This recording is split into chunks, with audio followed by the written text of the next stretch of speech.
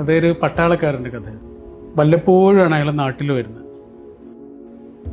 ഒരിക്കൽ അങ്ങനെ വന്നപ്പോൾ അയാളുടെ കല്യാണം കഴിഞ്ഞു. ഭാര്യ ഗർഭിണിയായിരിക്കുന്ന സമയത്ത് തിരിച്ചുപോയി. വർഷങ്ങൾ കഴിഞ്ഞിട്ട് വരുമ്പോഴാണ് അയാൾ അറിയുന്നത് അയാളുടെ ഭാര്യ പ്രസവിച്ചുവെന്നും 2 കുഞ്ഞുങ്ങളെ കിട്ടിയെന്നും. പക്ഷെ ആ പ്രസവത്തിൽ അയാളുടെ പ്രിയപ്പെട്ടവളെ നഷ്ടപ്പെട്ടുവെന്നും. ഒരേപോലെയുള്ള കുഞ്ഞുങ്ങൾ.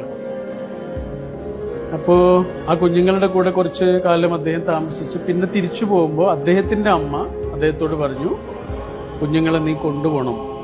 അങ്ങനെ അയാൾ കുട്ടികളെയും കൊണ്ടാണ് പോകുന്നത് അയാളുടെ ജോലി സ്ഥലത്തേക്ക്, ട്രെയിനിൽ. ആ ട്രെയിനിൽ വെച്ച് കുട്ടികൾക്ക് 2 പേർക്കും പനി പിടിച്ച് ഒരു കുട്ടി മരിച്ചു. അപ്പൊ അന്നൊരു നിയമമുണ്ട്, ഒരു രാജ്യത്തിൽ നിന്ന് മറ്റൊരു രാജ്യത്തേക്ക് ഡെഡ് ബോഡി കൊണ്ടുപോകാൻ പറ്റും.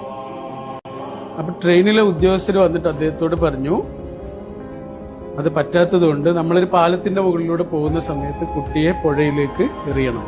ആ അച്ഛൻ കുട്ടിയുടെ ഡെഡ് ബോഡി പുഴയിലേക്ക് വലിച്ചു. പിന്നെ അദ്ദേഹം മറ്റേ കുട്ടിയുടെ അടുത്ത് ഇങ്ങനെ വന്നിരിക്കുക. ആ കുട്ടിയെ ഇങ്ങനെ തലോടി. നഷ്ടപ്പെട്ട കുഞ്ഞിനോട് പോലുള്ള സ്നേഹവും വാത്സല്യവും ഒക്കെ ഈ കുട്ടിയോടുണ്ട്. ഞാൻ ആ കുട്ടിയെ ഇങ്ങനെ എടുത്തിട്ട് തോളിലിട്ടപ്പോൾ ആ കുട്ടി ഇങ്ങനെ കുഴഞ്ഞുപോയി. അപ്പോഴാണ് അദ്ദേഹം ഒരു വലിയ സത്യം തിരിച്ചറിയുന്നത്, പുഴയിലേക്ക് എറിഞ്ഞത് ജീവനുള്ള കുട്ടിയായിരുന്നു. ഇതൊരു എഴുത്തുകാരൻ അയാളുടെ റൂമിലിരുന്ന് വെറുതെ എഴുതിയുണ്ടാക്കിയ ഒരു ഭാവനയാണ്.